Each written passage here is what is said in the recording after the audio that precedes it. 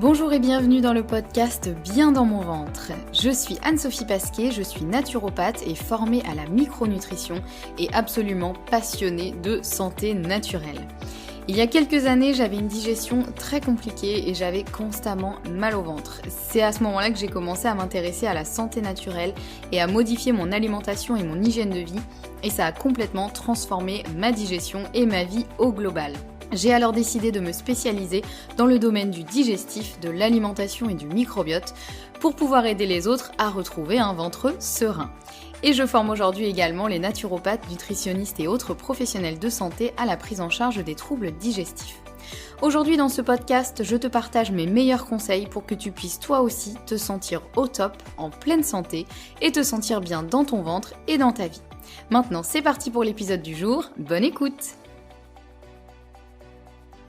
Bonjour et bienvenue dans ce nouvel épisode. On se retrouve aujourd'hui avec l'épisode numéro 90 et comme tous les mois, pour le dernier épisode du mois, je vous propose une interview avec un acteur ou une actrice de la santé au naturel. Et ce mois-ci, j'ai le grand plaisir de pouvoir accueillir l'une des figures de la naturopathie sur Instagram, mais pas que. J'ai nommé Julie Pradine. Julie, c'est pour moi l'application concrète de la naturopathie au quotidien. Elle vit une vie à 100 à l'heure et pour autant, elle ne met pas sa santé de côté, bien au contraire. Et elle est d'une grande générosité dans ses partages sur Instagram et ailleurs, avec toujours une touche de soleil et de bonne humeur.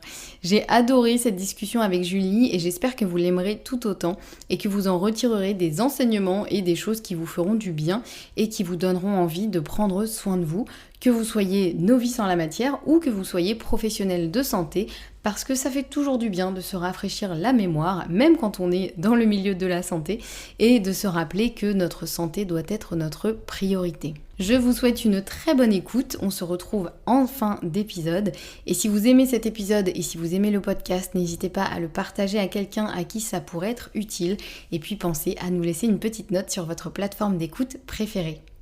Ah, et au fait, juste avant de démarrer l'épisode, je voulais vous rappeler que ma formation Naturodigest, c'est-à-dire la formation pour les naturopathes qui veulent approfondir la prise en charge des troubles digestifs, va ouvrir ses portes du 6 au 13 décembre.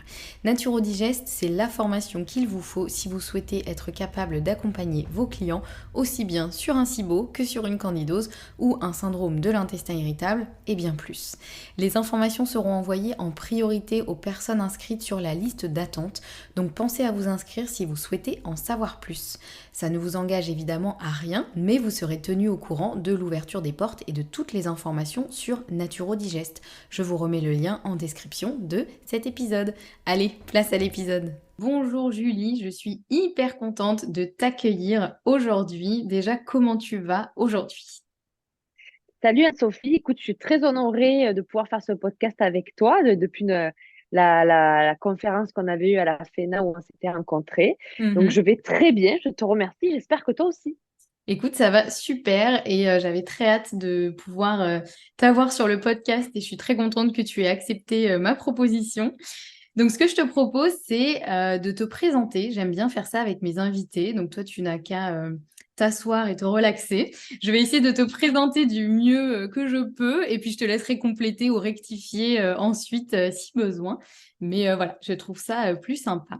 Donc, aujourd'hui, j'ai le plaisir d'accueillir Julie Pradine. Julie, tu es entre autres naturopathe. Et pour moi, tu es un peu la naturopathe aux multicasquettes. C'est-à-dire que c'est ce qu'on se disait un petit peu en off juste avant de commencer, mais moi, j'ai l'impression que tu es partout, que tu fais à peu près 10 millions de choses dans ta journée. Et donc, ce que l'on peut en voir en tout cas, c'est que non seulement tu es naturopathe, donc tu fais des consultations, mais tu as aussi écrit plusieurs e-books, notamment sur des conseils de saison ou des conseils de boissons bienfaisantes. J'aime beaucoup aussi ce petit mot que tu utilises souvent. Tu as aussi écrit des livres. Tu crées beaucoup de contenu sur Instagram notamment. Tu organises aussi des retraites. Là, récemment, j'ai vu qu'il y avait une petite retraite il n'y a pas longtemps. Et tu crées aussi des formations. Et je vais m'arrêter là parce que la liste pourrait être très, très longue. Mais effectivement, tu fais beaucoup de choses, toujours autour de la santé au naturel, la naturopathie, le bien-être au quotidien. Et voilà. Et tu nous partages beaucoup de conseils hyper précieux. Et personnellement, je me demande comment tu fais pour tout faire, mais on va y revenir. dans cet épisode. Est-ce que déjà la présentation te semble à peu près pertinente? Est-ce que tu veux rajouter des choses ou modifier des choses? Non, très bien, ça me va parfaitement. Bon, super, ça marche. Du coup, moi, je sais effectivement un petit peu, ton parcours puisque, comme tu l'as dit, moi, je t'ai découvert à une conférence, où tu es intervenue à la FENA. Donc moi, c'était ma journée de, certification naturopathie, ma journée, officielle de fin de formation et tu avais animé une super conférence. Mais pour celles et ceux qui, ne savent pas forcément ou qui ne te connaîtraient pas encore, est-ce que tu peux nous expliquer un petit peu, bah, comment la naturopathie est arrivée dans ta vie et il y a combien de temps à peu près? Voilà, c'est quoi ton histoire avec, la naturopathie? Bah, du coup, le commencement, généralement, c'est choc émotionnel. Donc, on va commencer par le début de Mmh. l'histoire. C'est il y a 11 ans que j'ai subi un choc émotionnel. J'ai eu le décès de mon beau-papa Mmh. qui a fait que, en fait, je ne savais pas, mais que quand on vit des chocs émotionnels, en fait, je ne connaissais pas l'axe cerveau-intestin. Donc, du coup, quand on vit un choc émotionnel, c'est important de se faire aider par le mental et par le physique. Donc, suite à ça, je suis tombée malade. J'ai eu le syndrome de l'intestin irritable. J'ai développé énormément d'intolérance, donc je ne savais plus quoi manger. J'ai été ballottée entre plusieurs services d'urgence, gastro, dermato, parce que j'avais de l'eczéma, des, euh, des poussées d'urticaire selon ce que je mangeais. Et s'ensuit un diagnostic syndrome de l'intestin irritable, choc émotionnel, rentrez chez vous et détendez-vous. Le Le classique. classique, voilà. Donc, j'ai fait des recherches sur Internet, comme d'hab, comme tout le monde, où j'ai tapé comment soigner le syndrome de l'intestin irritable rapidement et de manière naturelle, parce que on ne trouvait rien, même au niveau des médicaments, personne ne savait quoi me donner, donc remède de grand-mère. Mmh. J'ai rencontré mon premier amour qui a été l'Ayurveda. J'ai eu la chance de rencontrer une amie à moi qui était indienne avec qui je travaillais à l'époque. Moi, je donnais des cours d'art-thérapie avec les enfants en école, en périsco. Et du coup, elle me dit, oui, oui, je connais très bien l'Ayurveda. Je pars au mois de mars. Si tu veux m'accompagner, pars avec moi. Donc, j'ai eu la chance de partir en voyage avec elle du temps qu'elle, elle faisait des cours à côté. Moi, j'ai eu la chance d'avoir un parcours de soins directement là-bas. Donc, j'étais patiente à la base. Et après, prise de passion, j'ai eu la chance de pouvoir devenir moi-même praticienne Ayurveda, de suivre un cursus avec des cliniques. Donc, j'ai fait plusieurs villes. Donc, je suis rentrée et j'ai vu que j'avais découvert la médecine intégrative là-bas parce qu'en fait, là-bas, l'Ayurveda, il y a un ministre Ayurveda, il y a un ministre Waouh. yoga. Mmh. Voilà, donc c'est là où je me suis dit, ça c'était en 2017, je me suis dit, en fait, j'ai découvert la médecine intégrative par l'Inde et je me suis dit, mais moi je veux ramener ça à la maison, moi aussi je veux être accompagnante à un médecin pour le soulager, pour pas remplacer du tout le diagnostic, les médicaments, etc. Mais en fait, je m'apercevais que plus on accompagnait les prises de médicaments avec de la mobilité, de l'hygiène de vie, de l'alimentation, de la gestion du stress, en fait, il y avait de plus en plus de personnes qui réduisaient les temps de cure au niveau des médicaments, une amélioration de l'hygiène de vie, de l'axe cerveau-intestin, donc c'était assez fou. Soif de voyage, j'ai eu la chance aussi d'avoir un ami qui partait vivre au Vietnam. Et vu que je rentrais d'Inde, les expats, peut-être qui nous écoutent, vont se reconnaître. En fait, on a directement envie de repartir quand on rentre. Ouais. Donc, je suis partie directement au Vietnam et c'est là où j'ai pu apprendre la médecine chinoise, donc au berceau même en Asie. Je me suis formée au Dim Shan, qui est la réflexologie faciale.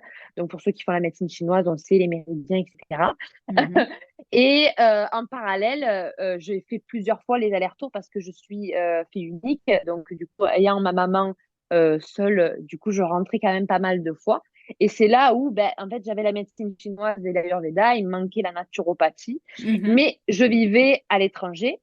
Et à l'époque, c'est vrai que la naturopathie était très peu connue. Il n'y avait pas forcément beaucoup d'écoles. Le distanciel, il y en avait très, très peu. Ouais. Et le seul qui m'a proposé une alternative au distanciel, ça a été une école en Suisse. Et cette école en Suisse m'a permise de pouvoir faire du présentiel en classe, mais sur ordinateur. Donc, du coup, mon binôme avait pour binôme, du coup, un ordinateur avec ma tête sur Zoom.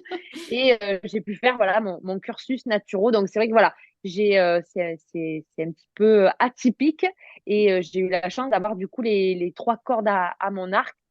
Et quand j'ai eu fini de faire mon cursus complet, ben, je me suis dit, mais en fait, maintenant que je peux m'accompagner pleinement et que je voyais une amélioration de mon hygiène de vie, de ma santé mentale, mon syndrome de l'intestin irritable qui n'était plus là, mes intolérances, etc.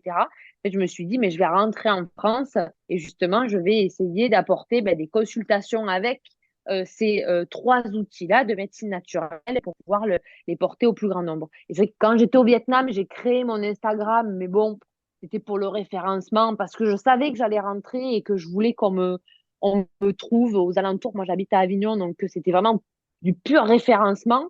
Et c'est vrai que c'était au début des réseaux sociaux, il y avait trois naturopathes qui se couraient après. Donc c'est vrai que du coup, pour la création de contenu, c'était les posts, les quatre lois de la santé, qu'est-ce que la naturopathie, qu'est-ce que la phyto, parce qu'il n'y avait rien dessus.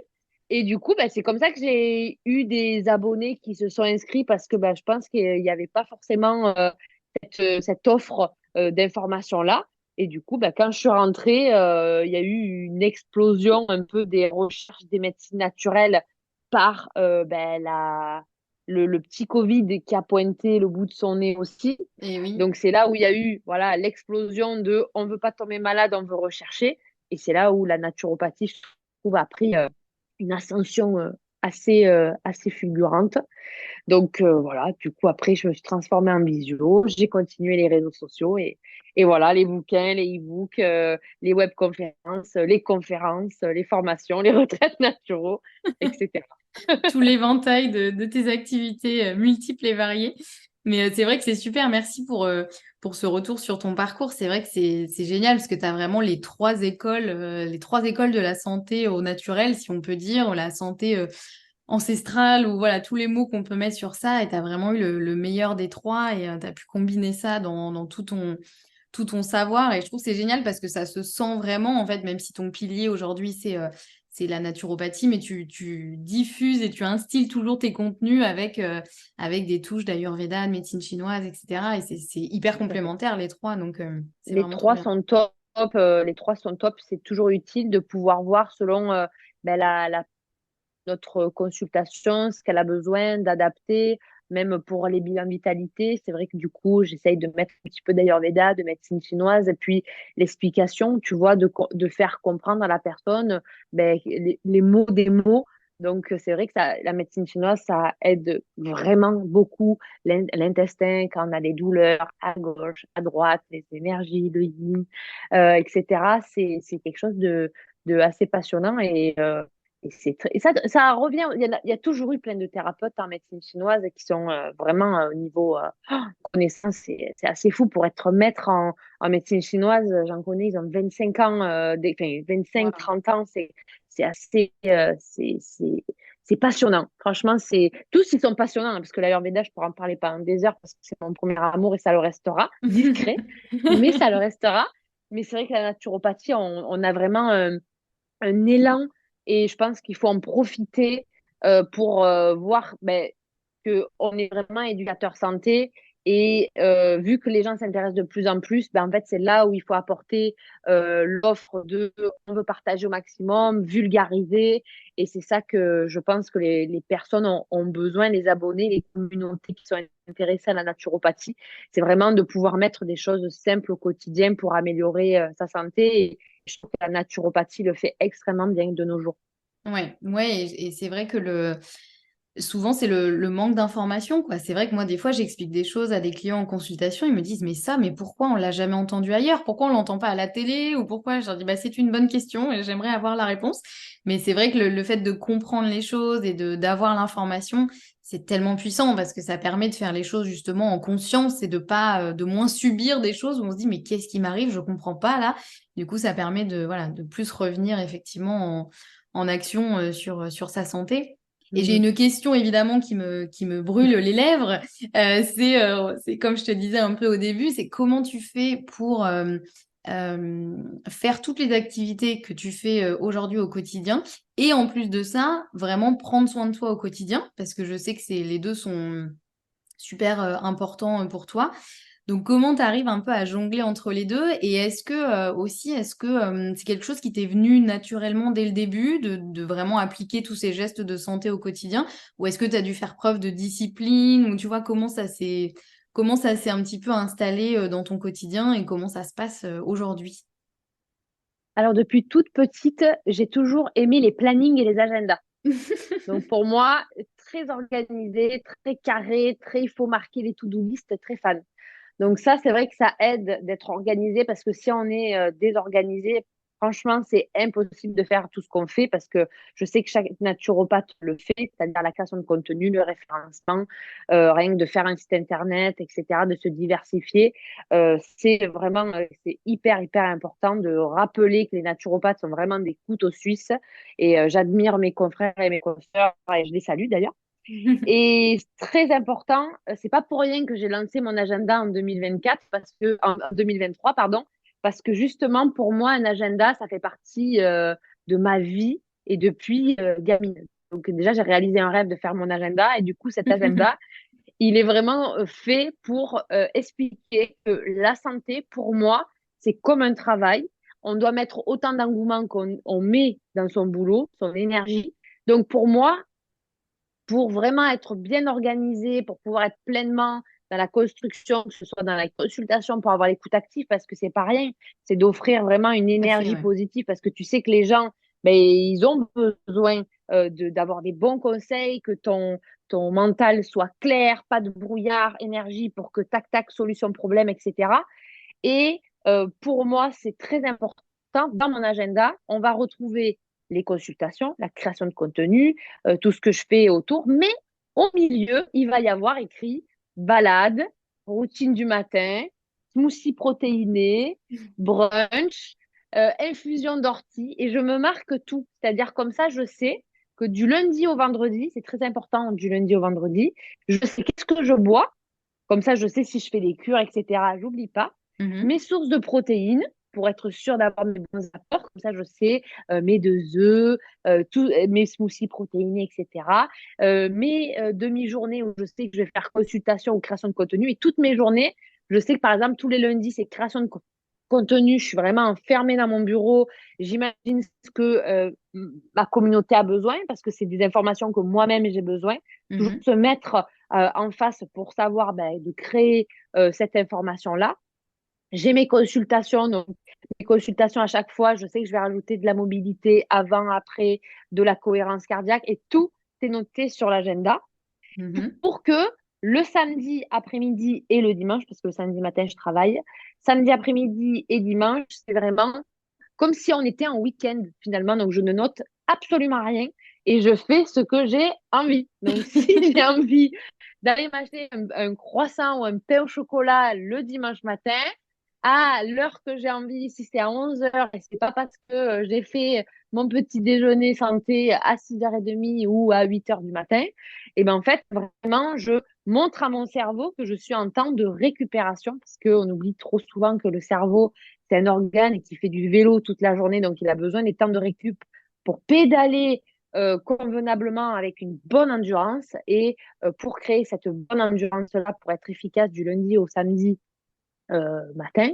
vraiment, je fais reposer mon cerveau, je vois mes amis, je mange des choses qui sont différentes. Je suis toujours en partisane de me dire, ben, en fait, il faut manger ou voilà, des choses qui font pas forcément. Il n'y a pas de bons ou de mauvais aliments, mais de vraiment, à un moment donné, se dire, vas-y, je regarde pas s'il y a assez de protéines dedans, si c'est pas un indice glycémique élevé, s'il y a trop d'œufs ou trop d'œufs, je me prends pas la Mmh. tête. Et je pense que c'est cet équilibre-là qui fait que j'arrive à être en pédalage pendant cette cadence-là. Et surtout, moi, tu sais, je suis partisane des détox digitales. Mmh. Donc, je suis partisane on a 5 semaines de congés par an. Nous, c'est complètement inexistant quand on est auto-entrepreneur, on les pose pas forcément là, ces C'est congés. clair. Mais moi, je les pose sur les réseaux sociaux, même plus parce que je coupe tout le mois d'août. Je vais Mmh. couper en décembre. En fait, dès qu'il y a des vacances, moi, je pose des congés, pareil, de détox digital. Et pendant les détox digitales, on continue à travailler, les webinaires, etc.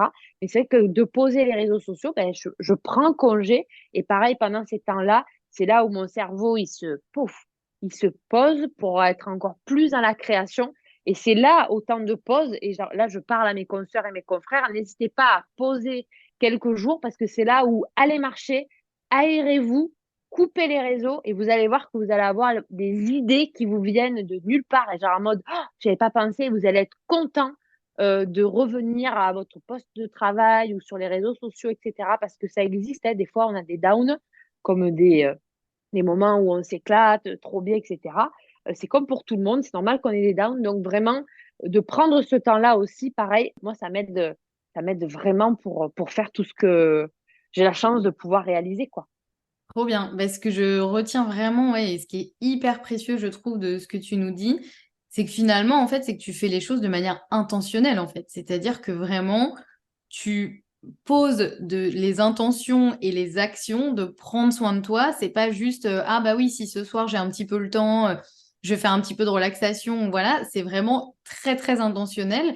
Et en même temps, tu as des temps de week-end de la santé, effectivement, un peu, où là, tu te fiches la paix. Et moi, je le dis souvent, effectivement, aussi aux auditeurs du podcast ou à mes clients, que je suis très partisane du 80-20, où après, on y met le pourcentage Hein. que l'on veut. Mais Ok.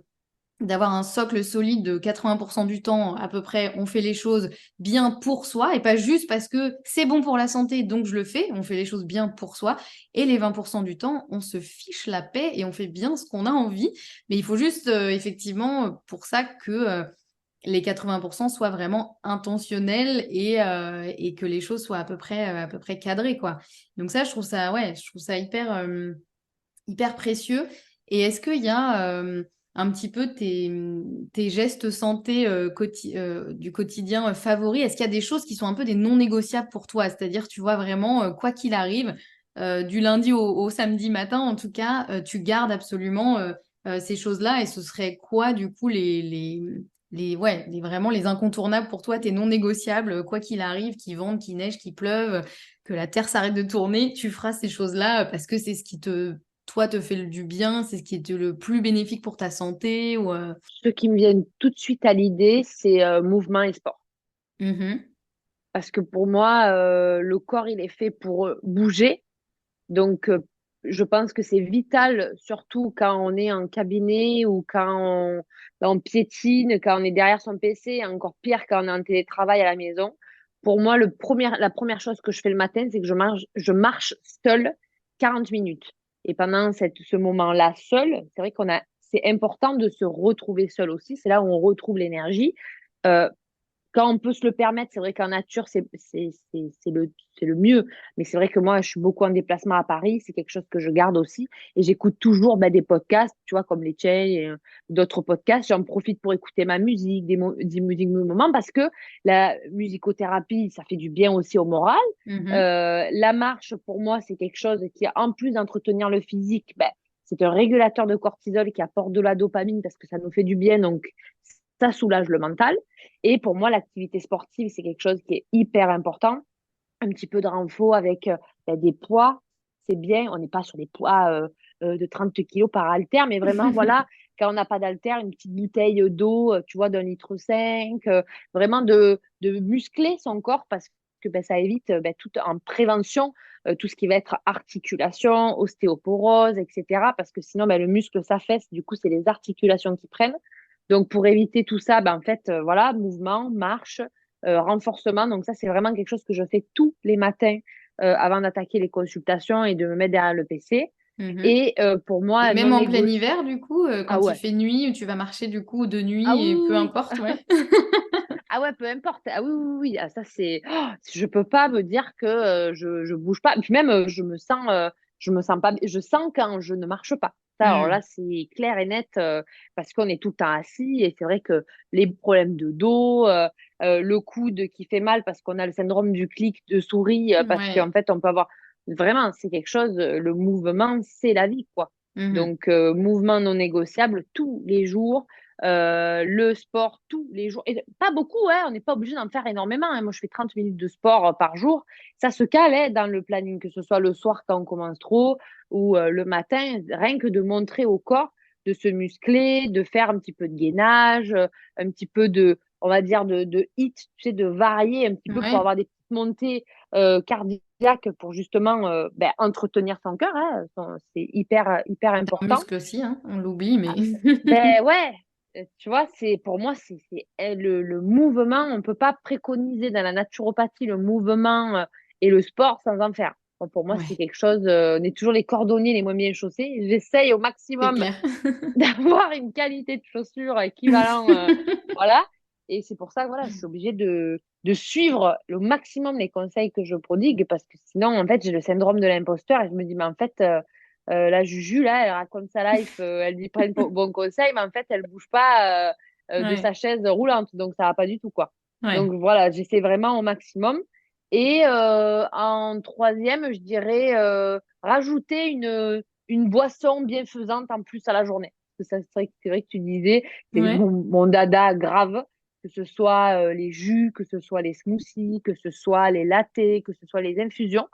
Je me dis dans la journée, allez, quelle va être ma petite boisson bienfaisante de la journée? Ça va être mon Mhm. top 3. Ok. Et comment, c'est quoi du coup justement un peu l'intérêt de ces boissons bienfaisantes comment dire, en quoi justement ça peut être intéressant pour celles et ceux qui nous écoutent parce que j'ai l'impression que justement c'est un peu pas le couteau suisse, les boissons bienfaisantes, mais un peu quoi. Du coup, j'ai l'impression que c'est un peu ça. Comment tu les définirais pour toi? Pour moi, c'est toutes les infusions, les lattés, ces boissons-là, ce sont des compléments alimentaires. C'est-à-dire, ça Mhm. va compléter l'alimentation et qu'est-ce que je vais apporter par ça. Donc, déjà, je me fais un petit scan naturel. Je me dis, bon, quel est ton besoin aujourd'hui? Est-ce que on est en cycle prémenstruel, menstruel? Est-ce que j'ai fait un week-end un petit peu où j'ai fait des excès? Est-ce que j'ai besoin de drainer?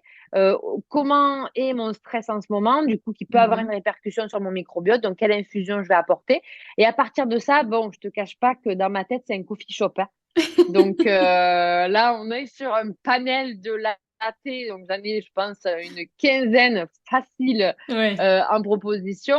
Et c'est vrai que je dis toujours, ben, plus on connaît des boissons comme ça, mais c'est pareil pour les nutriments, hein, toi qui es spécialiste de micronut, tu connais, plus on va avoir une bibliothèque cérébrale intuitive alimentaire, plus le corps va pouvoir dégainer la boisson dont tu as besoin Mhm. au moment opportun. Tu Mhm. vois? Donc, bizarrement, quand je me lève, des fois, j'ai envie d'infusion d'ortie. Quand je sens que j'ai un petit peu de stress, ça peut taper dans l'intestin. J'ai besoin d'un boost pour le sport, tonus, digestion. Je vais avoir le gingembre qui va revenir. Mhm. Le soir, quand j'arrive pas à me poser, je vais avoir le verveine latte qui va sortir. C'est une infusion à base de lait végétal où j'infuse de la verveine qui va apporter un peu le fameux lait chaud, tu sais, qu'on peut Mhm. retrouver en remède de grand-mère, mais en version Ouais. naturo, c'est-à-dire ben, du coup végétal avec la verveine, c'est hyper réconfortant, très Mhm. gourmand avec des rondeurs, et donc ça augmente la dopamine, la sérotonine, et donc la mélatonine pointe le bout de son nez. Tu vois, pour moi, tout est en lien avec ce qu'on prend, et je trouve que les boissons, ça reste quand même gourmand, en Mhm. vrai. Mhm. C'est cool, c'est ludique. Surtout quand on connaît des petites recettes un peu sympas, tu vois, les golden latte, les chai latte, les cappuccinos végétales avec la chicorée, le cacao et franchement, je trouve que c'est des alternatives qui sont super cool. Et c'est Mhm. vrai que ça, c'est quelque chose pour moi qui est génial à avoir dans son tiroir à la maison. On a deux, trois boissons comme ça. On alterne entre lundi, mardi, mercredi. Et hop, on refait, on varie. Et je trouve que c'est que des plus en vrai à l'alimentation qui sont très intéressantes. Ouais, c'est vrai qu'il y a vraiment ce côté effectivement aussi un peu ludique, c'est la petite boisson chaude, c'est Ouais. réconfortant, c'est sympa à préparer. Moi, c'est vraiment quelque chose que j'ai encore plus découvert effectivement via ton contenu et via aussi ton e-book sur les boissons bienfaisantes justement. Et c'est vrai que j'ai découvert des mélanges pour se faire des lattés avec des choses hyper intéressantes auxquelles j'aurais jamais pensé à mettre ensemble et tout. Et en fait, le résultat est assez incroyable tant au niveau du goût que dans les bienfaits. Donc c'est vrai que c'est un super geste santé aussi, je trouve, et qui est quand même agréable, quoi. C'est pas le truc où ah, il faut que je me force à boire un truc qui est horrible, je me pince le nez et j'avale le plus vite possible. Là, c'est vraiment le petit moment un peu doudou et donc ouais, c'est plutôt chouette. Et le mouvement, bah ça c'est clair que effectivement, je te rejoins tout à fait. Est-ce que des fois, il y a des jours où tu te réveilles, où tu es claqué pour X raisons, tu as un rendez-vous, t'as pas le temps d'aller marcher, etc. Est-ce que ça arrive des fois et comment tu gères ces choses-là? ou est-ce que globalement, ta routine, elle est quand même bien tracée et finalement, tout se déroule à peu près bien? Ben, en vrai, d'avoir des jours off, le samedi, dimanche, ça aide à tenir quand même pas mal la cadence. Mhm. Mais c'est souvent pendant le cycle. Donc, pareil, Ouais. j'essaie de suivre mes conseils parce que bon, c'est toujours pareil. En fait, j'essaye de pas forcément faire du sport comme je peux le faire quand j'ai pas forcément mon cycle parce que c'est là où généralement ben, on prodigue le repos. C'est là où on a une alimentation qui est différente pour éviter l'inflammation, pour avoir les Mhm. douleurs. Donc, c'est vrai que pendant cette période-là, j'adapte. C'est-à-dire Mhm. que on a toujours autant de rendez-vous, on travaille toujours autant, on n'a pas de congé pendant notre cycle. Un petit Surtout, congé menstruel, ce serait bien, mais voilà, surtout en étant auto, alors là, encore moins, je pense ouais, qu'on a c'est encore clair. moins de chance. Mais c'est vrai que ouais, pendant cette période-là, je me focalise plus sur mon travail. La marche, ça reste quelque chose de ancré parce que Mhm. ça fait tellement du bien au moral. Et puis, la nature, la respiration, c'est quelque chose que j'ai besoin parce qu'on est enfermé chez nous, hein, surtout en télétravail personnellement. Et Mhm. puis même, franchement, les trois quarts des jobs que je connais, on est tous enfermés. Donc vraiment, Ouais. c'est vital. Mais c'est vrai que le sport, moins. Tu Ok. vois, je vais moins faire 30 minutes, je vais me mettre sur mon tapis, je fais un peu à l'intuition, je m'étire un peu. Puis quand j'ai pas envie, j'ai pas envie. Mais du coup, je vais axer sur l'alimentation, les infusions, et je me dis, j'ai déjà mis ça en place. En fait, toujours d'être dans la satisfaction personnelle, de se dire, bon, il n'y a pas de sport, mais j'ai marché, mais j'ai fait mon infusion, mais j'ai fait tu vois, de se Mhm. dire, il y a toujours quand même, j'ai pas rien fait. Tu vois? Ouais. Et puis quand mais même le dimanche, vu que je fais absolument rien, il faudrait que je filme mon dimanche où on me voit vraiment en mode rien, que c'est vrai que vu qu'on a, j'ai de la chance personnellement de pouvoir rien faire pendant une journée, c'est vrai que d'avoir un vrai jour off parce que ben, j'ai pas encore d'enfant. C'est vrai que pour les auditeurs, souvent on me dit ben oui, du coup, t'as pas d'enfant. Ben, du coup, je profite de ce temps-là où je passe du temps avec moi-même.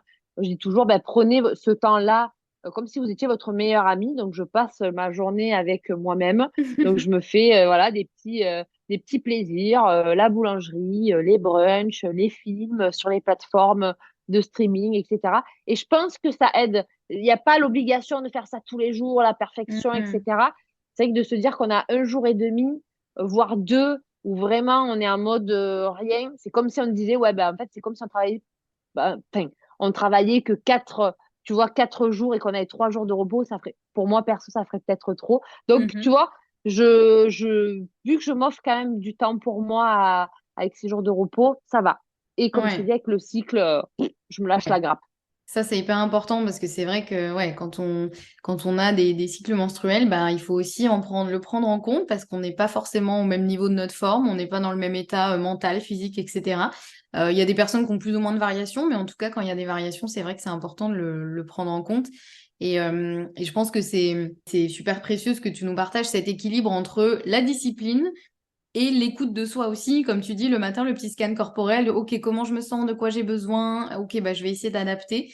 Et je trouve que c'est un équilibre qui est assez subtil, qui est peut-être pas évident à trouver au début, mais à force de pratique et à force de se connaître aussi, c'est vrai que c'est intéressant de trouver voilà, cet équilibre entre je m'écoute et en même temps je garde ma discipline parce que je sais que ça me fait du bien et pas parce que, effectivement, on m'a dit qu'il fallait faire ci, tous les jours et puis une liste à rallonge, mais de savoir effectivement ce qui nous fait du bien, ça c'est aussi hyper important, quoi.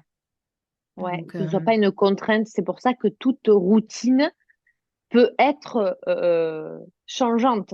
C'est-à-dire que mhm, si on commence à s'ennuyer dans notre routine, c'est pas bon. Parce qu'on n'est pas là pour souffrir non plus.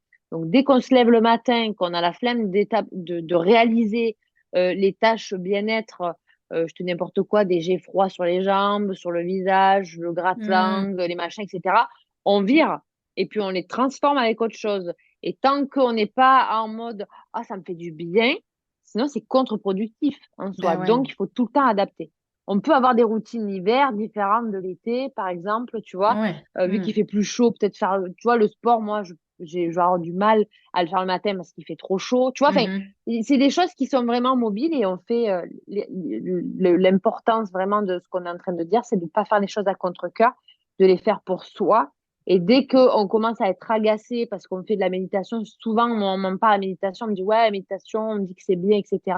Mm. Euh, Pas pour tout le monde. Il y a des gens qui sont Ouais. cérébraux, qui commencent à parler à la liste de courses et ce qu'ils vont faire, pouf, arrêtez tout, ça ne sert à rien. Dès que ça Mm. agace, ça ne sert à rien, Ouais. Aller tu plutôt vois. marcher en nature, peut-être dans ces cas-là, Voilà, effectivement, comme ça au moins le cerveau il a des choses à voir et mais en exactement. même temps ça déconnecte quand même et ouais.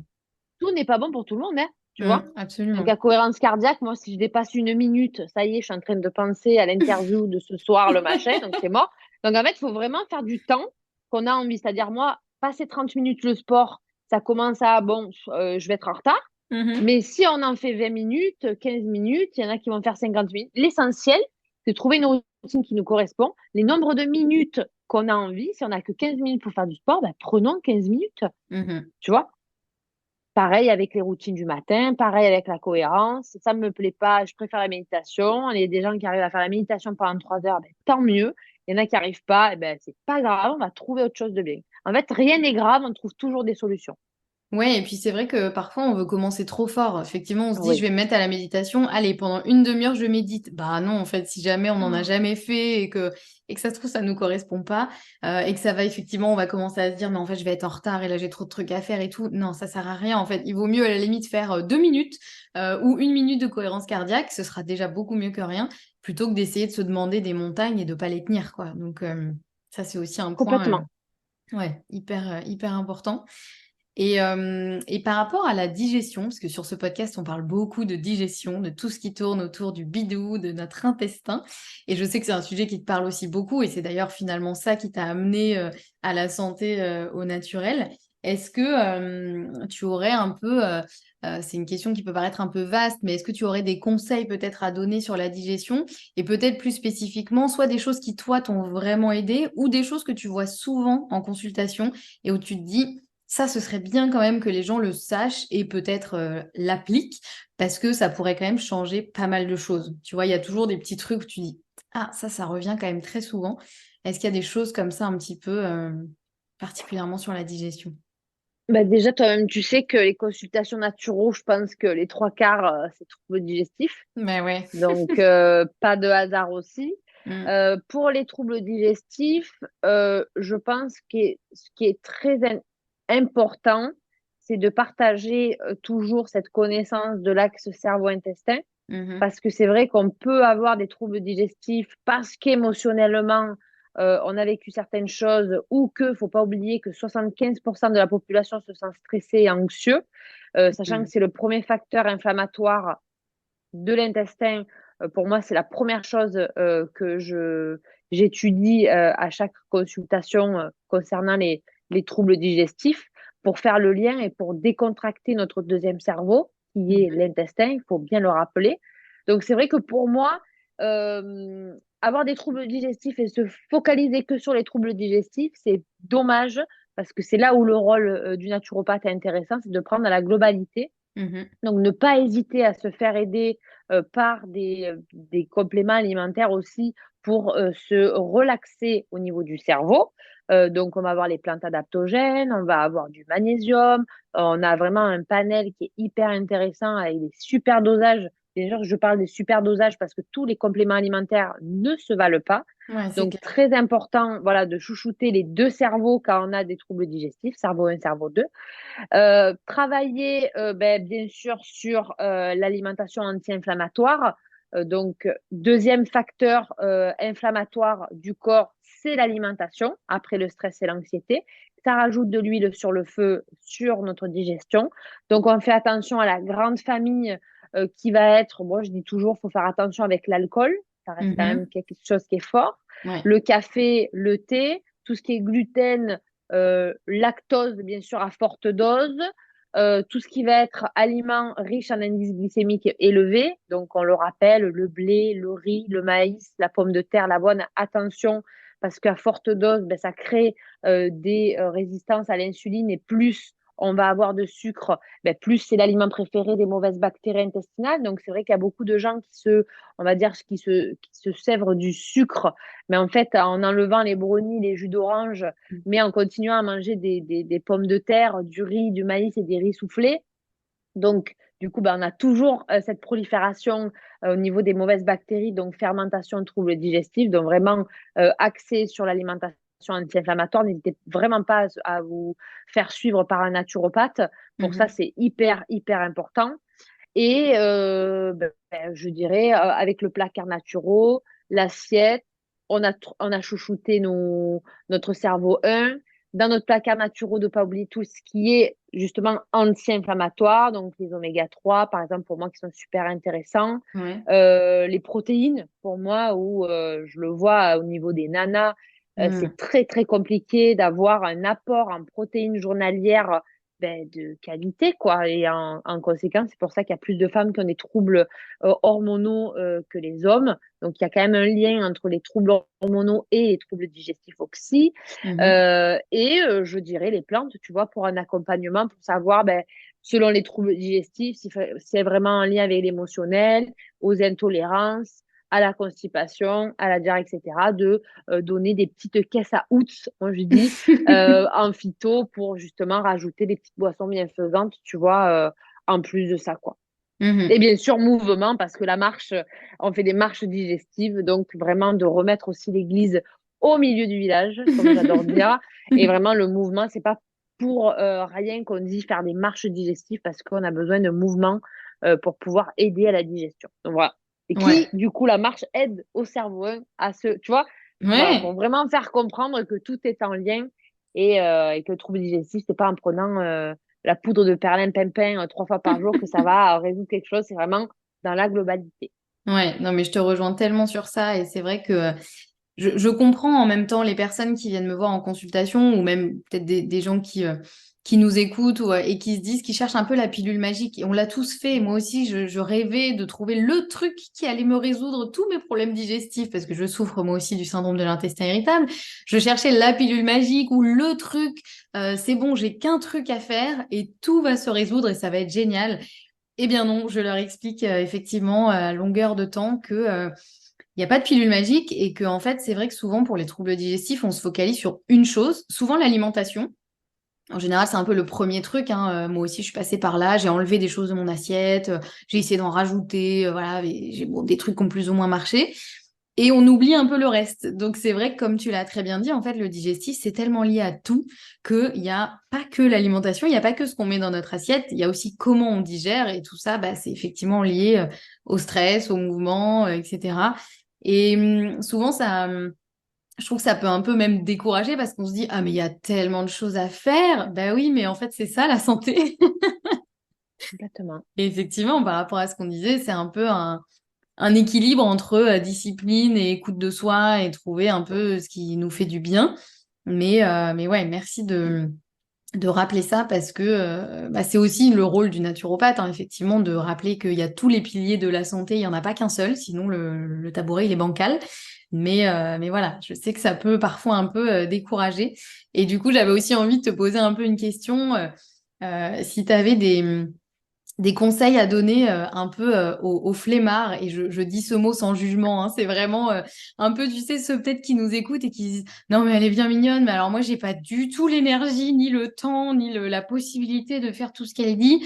J'adorerais, mais franchement, il y a Netflix qui m'appelle, il y a, tu vois, le brownie qui m'appelle, etc. Du coup, est-ce que tu aurais un peu des petits conseils à donner justement à ces personnes de choses qui pourrait leur faire du bien. Et tu sais, j'ai l'impression que parfois il faut enclencher la machine un peu pour que du coup on se sente un peu mieux et ah bah du coup j'ai envie d'essayer autre chose. Mais par quoi on commence, tu vois? C'est un peu le voilà, quel conseil on donne aux flemmards? Alors, ça, c'est une question qui est super intéressante parce que justement, quand c'est pas l'heure, c'est pas l'heure. C'est-à-dire que si on se pose la question de j'ai la flemme, je préfère faire ça, c'est que c'est pas le moment. Et c'est vrai que Mhm. des fois, on a des déclics, on ne sait pas d'où ça vient parce que c'est le moment. Mhm. Donc, très important, quand il y a la rentrée en septembre, on n'a pas le choix et on se sent, bon, allez, il faut y aller, c'est la rentrée. Et bien, en fait, parfois, de faire des plannings, moi, c'est pour ça que je fais beaucoup de e-books avec des plannings de 21 jours, parce qu'il Mhm. faut 21 jours au corps pour s'habituer à une situation.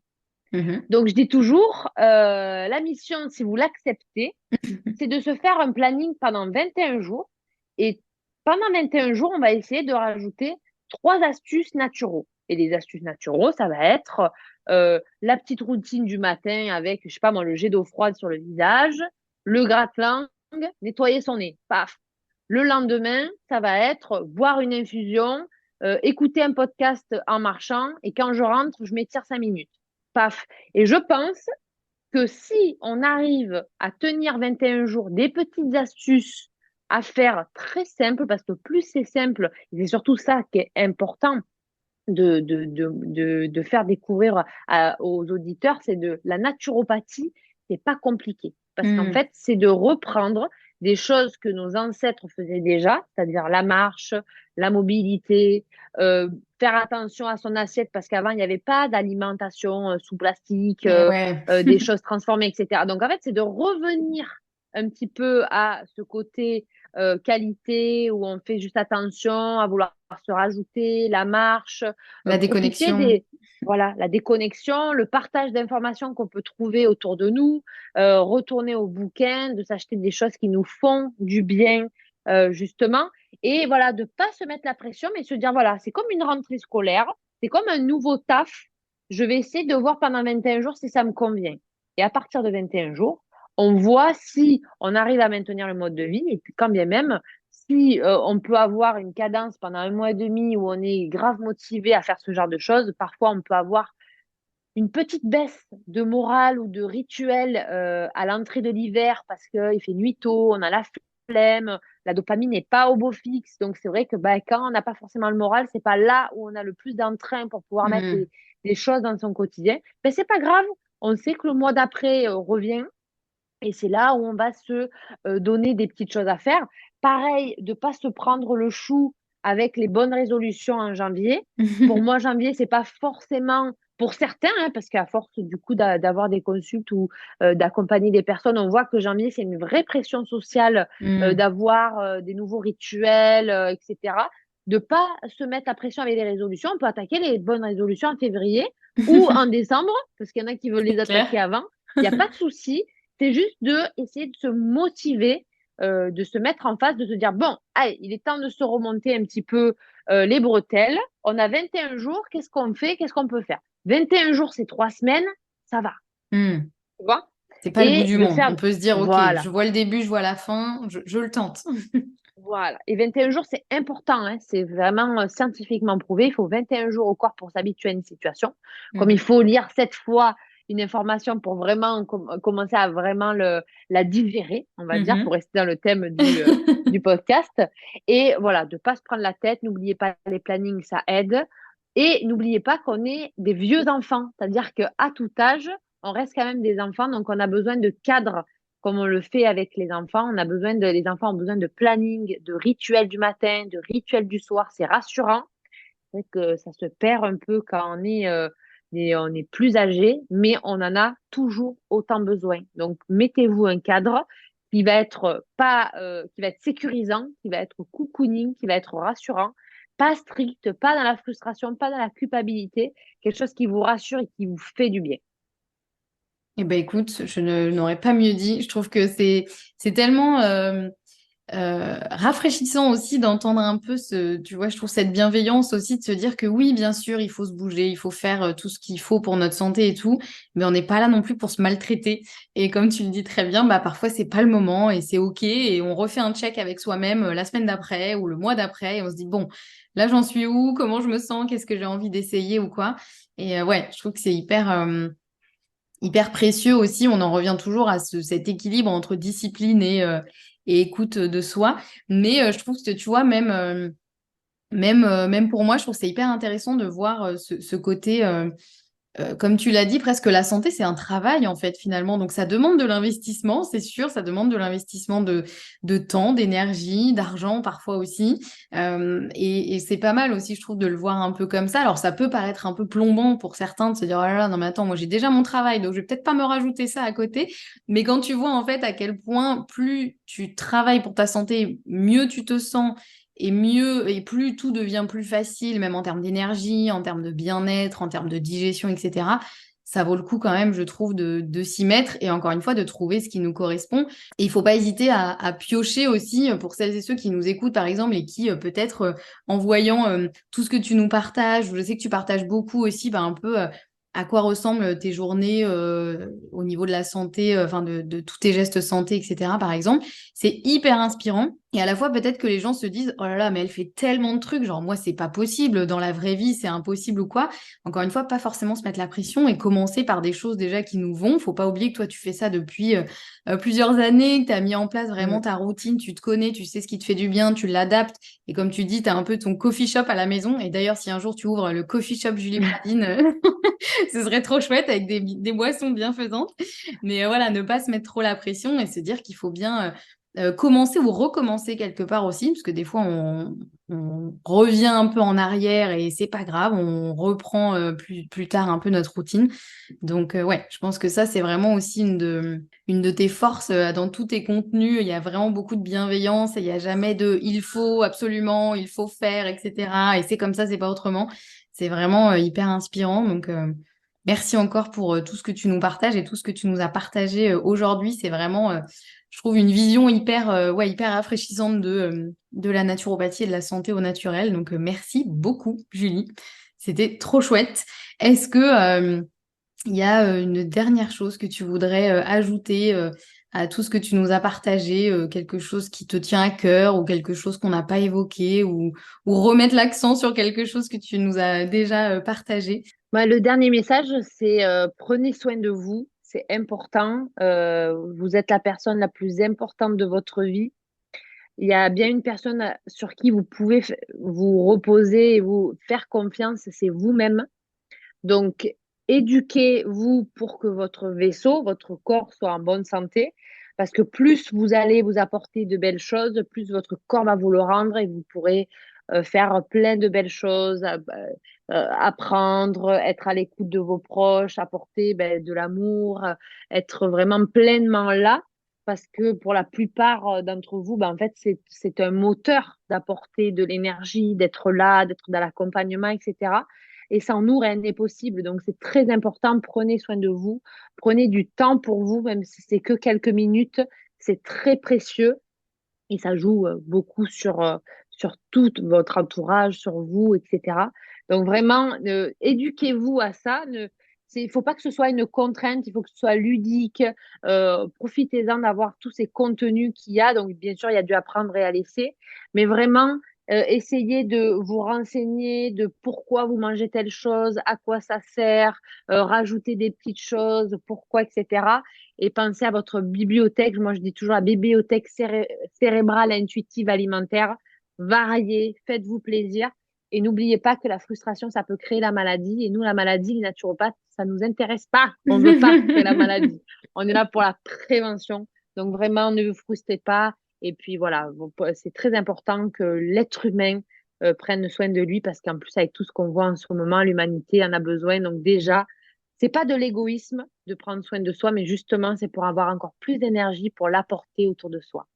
Absolument, je te rejoins à 100% et c'est vrai que parfois même en consultation, tu sais, je donne un peu l'autorisation aux gens quand je vois que c'est des personnes qui donnent beaucoup autour d'eux ou autour d'elles et je leur dis aujourd'hui officiellement, je te donne l'autorisation de prendre soin de toi. Donc tu prends cette autorisation, tu la gardes Mm, précieusement et aujourd'hui, je veux que tu ailles faire une sieste quand je vois qu'ils sont complètement épuisés ou voilà, mm. parce que c'est tellement important effectivement. Tout commence par nous en fait. Donc si nous, on est complètement KO dans un état pas possible, on va avoir du mal effectivement à faire de belles choses autour de nous. Donc je te rejoins complètement sur ça et merci de nous rappeler ce message si important. Du coup, si les gens veulent te retrouver, je remettrai tout en Mm. description de l'épisode, mais évidemment, il y a ton magnifique compte Instagram qui est plein de ressources et plein de contenus hyper inspirants au quotidien. Et puis aussi tes différents e-books, tes livres. Et puis je crois que tu organises du coup une autre retraite très bientôt, c'est ça? Tout à fait, à Serre-Chevalier, le week-end de l'Ascension au mois de mai. Il y a très peu de place, donc pour ceux qui sont intéressés, c'est vrai qu'on profite de ces 4 jours pour faire un maximum d'éducation au niveau de la santé. Je fais des ateliers microbiote, ateliers comment constituer son assiette santé, il y a des ateliers boissons bienfaisantes, il y a le lien cerveau, stress intestin, pour moi, qui est quelque chose qui est hyper important. Donc, et puis en plus, voilà, je le fais en collaboration avec ma binôme qui fait de la remise en forme parce que, ben, comme on disait tout à l'heure, très très important, le stretching, la mobilité, le renforcement, bien sûr, c'est à tout niveau. Mais voilà, en tout cas, c'est bientôt. Je suis très contente et j'ai hâte parce que ben, le côté humain, on est naturopathe. Si on n'est pas humain, on peut pas être naturopathe. C'est clair. Donc, j'ai vraiment hâte et ça va être un pur bonheur. Trop bien. Et ben, je remettrai toutes les infos en description de l'épisode pour les personnes qui seraient intéressées par cette belle retraite qui s'annonce effectivement riche de plein de choses. Et encore un grand merci Julie d'avoir pris le temps de venir partager tout ça avec nous. Je suis vraiment ravie de pouvoir t'avoir accueilli sur le podcast. Et puis, bah, écoute, on se dit à très bientôt pour plus de contenus naturaux et plus de santé au naturel. Salut Anne-Sophie, merci encore. Ah, merci beaucoup, à bientôt. Et voilà, l'épisode est terminé. Merci pour votre écoute et bravo à vous de prendre le temps de vous nourrir de contenu comme celui-ci et de prendre soin de vous. J'espère que vous retiendrez des choses concrètes à appliquer dès aujourd'hui et que vous trouverez cet équilibre entre discipline et écoute et connaissance de vous-même. Encore une fois, pensez à partager cet épisode à l'un de vos proches si ça peut lui être utile et puis laissez-nous une note sur votre plateforme d'écoute préférée pour permettre au podcast d'atteindre encore plus de monde et de démocratiser la santé au naturel. Allez, à très vite!